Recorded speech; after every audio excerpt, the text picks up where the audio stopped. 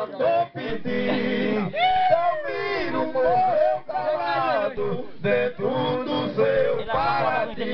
Paisagem bonita lá atrás. O caso não é de rir, lamento que é de choro. Ainda roubaram dele relógio desta de touro. Acharam um pouco e levaram o relógio banhado a ouro. Acharam um pouco e levaram o relógio banhado a ouro. E quando alguém lhe contou, o delegado de Torre foi quem nos telefonou, que a notícia ocorreu, que Delmiro se acabou.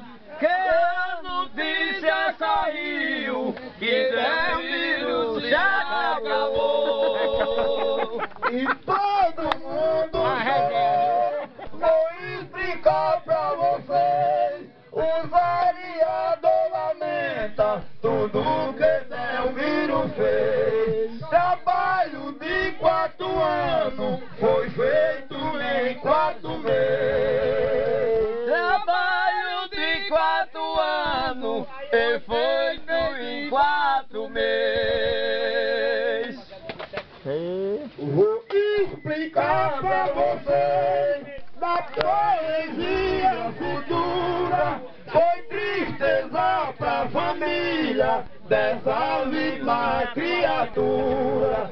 Assiste a sentinela lá dentro da prefeitura. Assiste a sentinela lá dentro da prefeitura.